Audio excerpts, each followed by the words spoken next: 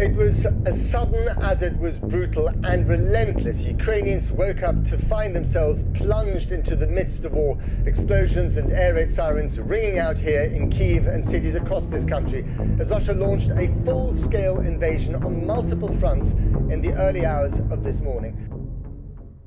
On February 24th, 2022, Russia invaded Ukraine. Fast forward almost an entire year to February 22nd, 2023, and Russia is withdrawing from nuclear treaties. This withdrawal allows Russia to use nukes within their own national legislation. By their own laws, they have the right to start launching weapons of mass destruction should they so choose. We are effectively in a Cold War too. Recall that the atom bomb was invented less than 100 years ago, and we should be at least a little terrified for our future. What's to stop us all from getting close, or worse, actually launching the nukes again within, say, the next 1,000 years? The short answer is this concept of mutually assured destruction, but to be more particular, that is the realization that our choices clearly have consequences. Combine this thought with nuclear dystopian fiction, and I'm instantly reminded of Fallout. The atomic punk post-apocalyptic RPG series famously envisions a 1950s-styled alternate reality succumbing to nuclear annihilation.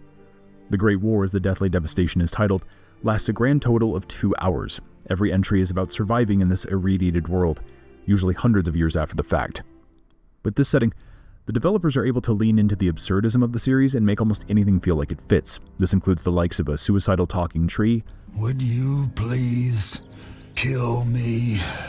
ethical vampirism, giant scorpions, a gang of Elvis worshippers, and more. American economist Thomas Sowell once said, "There are no solutions, there are only trade-offs." What this means is that nothing can be perfect. Great RPGs follow this exact philosophy with their role-playing systems, as they inherently, ideally, create choice and consequence. My favorite entry, Fallout New Vegas, famously offers 4 major factions to align with by the end of the game. The result is one of my favorite statements on political power in any fiction. These 4 factions, due to their philosophical outlooks and the impact of their endings, all possess various pros and cons to their societies. There is no perfect solution. We'll start with the 2 major opposing factions, and then introduce the other 2 that really make this the interesting dilemma that it is. First, there's the New California Republic, otherwise known colloquially as the NCR. This is the classic Democratic Republic representative of the societies. The NCR is the remnants of pre-war America for all intents and purposes. People pay taxes, and they're allowed important personal freedoms, such as the ability to be open about their ideas, sexuality, etc. This culture has a democratic voting system, with elected officials that are put into power by the people. Sounds like they're meant to be the good guys, right? Especially when compared to their main rivals. Caesar's Legion, by contrast, is a totalitarian regime. Don't worry. I won't have you lashed to a cross like the rest of these degenerates. It's useful that you happen by. Caesar is set on uniting humanity under one banner through enslavement, brutality, and fear. The courier, the player, is eventually able to meet with Caesar. This discussion is meant to offer the player his side of the argument regarding his abhorrent, Roman-inspired society. It is extremely flawed at both a moral and philosophical level, but makes many valid points about the NCR's problems. I used Imperial Rome as the model for my legion precisely because it was so foreign, so alien. I'd seen what had become of the NCR's attempts to emulate the culture of pre-war America, the infighting, the corruption. Rome was a highly militarized autocracy that effectively integrated the foreign cultures it conquered. It dedicated its citizens to something higher than themselves, to the idea of Rome itself. In Rome, I found a template for a society equal to the challenges of the post-apocalyptic world, a society that could and would survive, a society that could prevent mankind from fracturing and destroying itself in this new world by establishing a new Pax Romana. It means a nationalist, imperialist, totalitarian, homogenous culture that obliterates the identity of every group it conquers. Long-term stability at all cost. The individual has no value beyond his utility to the state, whether as an instrument of war or production. No, I'll destroy it because it's inevitable that it be destroyed. It's Hegelian dialectics, not personal animosity. How do I put this basically enough? It's a philosophical theory, the kind you might encounter if you took time to read some books. The fundamental premise is to envision history as a sequence of dialectical conflicts. Each dialectic begins with a proposition, a thesis, which inherently contains or creates its opposite, an antithesis. Thesis and antithesis. The conflict is inevitable, but the resolution of the conflict yields something new, a synthesis, eliminating the flaws in each, leaving behind common elements and ideas. The bombs wiped the slate clean. Human civilization descended to a level of ignorance that effectively set our cultural progress back to zero. The NCR has all the problems of the ancient Roman Republic: extreme bureaucracy, corruption, extensive senatorial infighting. Just as with the ancient Republic, it is natural that a military force should conquer and transform the NCR into a military dictatorship. Thesis and antithesis. The Colorado River is my Rubicon. The NCR Council will be eradicated, but the new synthesis will change the Legion as well, from a basically nomadic army to a standing military force that protects its citizens and the power of its dictator. In my estimation, the Legion is in no way the best faction to run the Mojave Wasteland. While certainly holding a flawed philosophy, the conversation with Caesar makes it undeniably clear that the NCR is a corrupt state. Therefore, it shouldn't necessarily be used as a metric for a good society. After all, it's the bureaucratic corruption that led to the world's nuclear annihilation in the first place. The dictator also points out that President Tandy ran the country for over half a century, rhetorically posing the question, Does that sound like a democracy to you? Or a hereditary dictatorship? Merchants also prefer trading and traveling in Legion territory. It's safer. In the NCR, merchants always have to worry about being attacked in the wasteland due to all the raider factions that run rampant. This shows that the NCR can't protect the territory it has, as a result of being stretched thin. This detail plays into the corruption argument when you ponder where all the tax money's going. These two factions represent opposing needs and philosophical ideas. Freedom versus security. Do you want the personal freedom that the NCR offers, at greater personal risk, or do you bend to the will of Caesar and become a slave in what is basically a temporarily safe society? Corruption aside, I think most would still choose to side with the NCR, but we can all agree that the dilemma isn't blatantly black or white. This becomes more complex with the other two major factions, Yes Man and Mr. House. The robot Yes Man is the player's way to do what they want ultimately. You can destroy some minor factions, work alongside others, and ideally you'll craft an ending that you prefer over the other three. This is not what happens though. The Yes Man ending essentially allows the courier to become the next Mr. House, but lacking the genius, foresight, prowess, or immortality to accomplish the goals of the New Vegas ruler. With Yes Man, the ending shows a fractured Mojave Desert in shambles.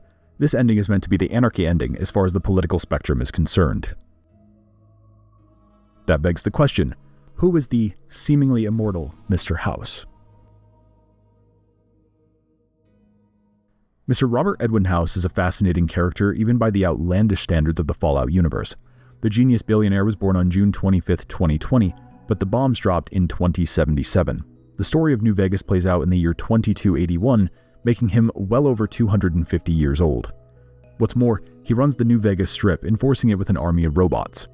He's sort of like a New Vegas Tony Stark. He ran calculations prior to the Great War, and was essentially able to predict it would happen within 15 years of his projections. For over a decade, he scrambled to make preparations for the bombs with the defense system for the Mojave. In fact, with 20 more hours he could have saved it all, but was only able to save the New Vegas Strip. The imagery behind Mr. House is jarring, especially prior to interacting with him. As an ominous face on a screen, I'm instantly reminded of 1984's Big Brother. Mr. House is admittedly not far from that in his technical ability, as he has access to almost every robot he's ever made, computers connected to his network, in addition to spies on his payroll. The image of Mr. House on screen evokes a sense of fascism, and not only fictional, but historical too. He holds a resemblance to Oswald Mosley, who was not only a villain in the Netflix show Peaky Blinders, but also a figure in 1930s British politics. Mr. House looks like the guy who literally started a political party called the British Union of Fascists. Take into account that Mr. House is a self-described autocrat, and the unease surrounding him is far from immediately settled. In my head, I was correlating him to a Nazi after all. However, this autocratic philosophy is substantially more nuanced than Caesar's interpretation of the Roman Empire and Hegelian dialectics. Mr. House is the stand-in for the libertarian perspective. New Vegas is more than a city. It's the remedy to mankind's derailment. The city's economy is a blast furnace in which can be forged the steel of a new rail line running straight to a new horizon. What is the NCR? A society of people desperate to experience comfort, ease, luxury. A society of customers. With all that money pouring in, give me 20 years and I'll reignite the high technology development sectors. 50 years and I'll have people in orbit. 100 years and my colony ships will be heading for the stars to search for planets unpolluted by the wrath and folly of a bygone generation.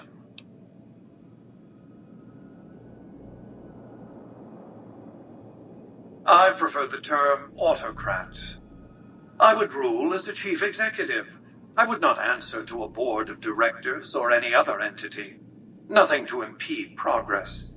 If you want to see the fate of democracies, look out the windows.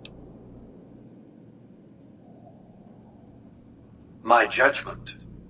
I have no interest in abusing others, just as I have no interest in legislating or otherwise dictating what people do in their private time. Nor have I any interest in being worshipped as some kind of machine god messiah. I am impervious to such corrupting ambitions. But autocracy? Firm control in the hands of a technological and economic visionary? Yes, that Vegas shall have. While it's not perfect, the beauty of Fallout New Vegas is its ability to balance the leanings of the factions. The game forces you into a political box while in the thralls of a power grab for the Mojave. The experience can actually help inform your own political philosophies.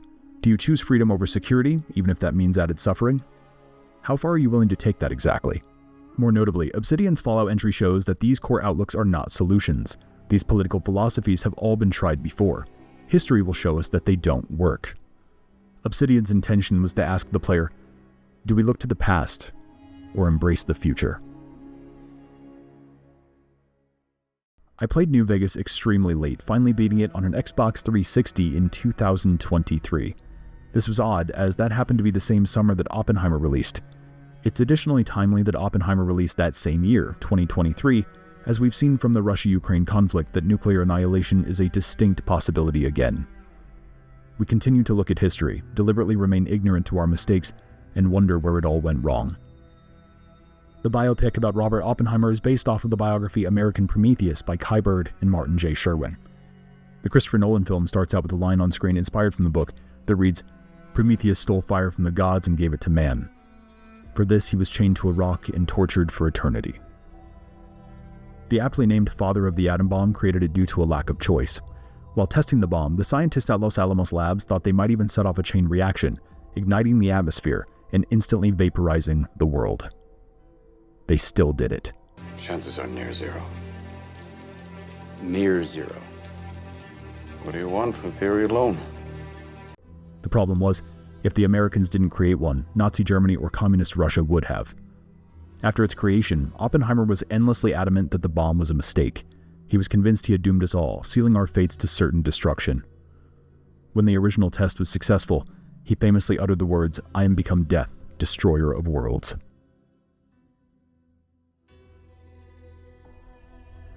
These weapons of mass destruction are antithetical to the continuation of life. They are anti-human. Using them is not an option.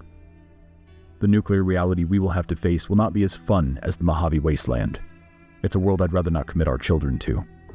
We, as in the likes of Trump, Putin, Netanyahu, and Zelensky, have a very clear choice to make. The nuclear button should not be perceived as a trigger to pull, but a reassurance, an understanding that united we can achieve something greater. With every entry of Fallout, we're reminded that our choices have meaningful consequences, and that we should look to the future, to something new. There's a moment where Mr. House makes the point, To your untrained eyes, it may look as though mankind is making a comeback.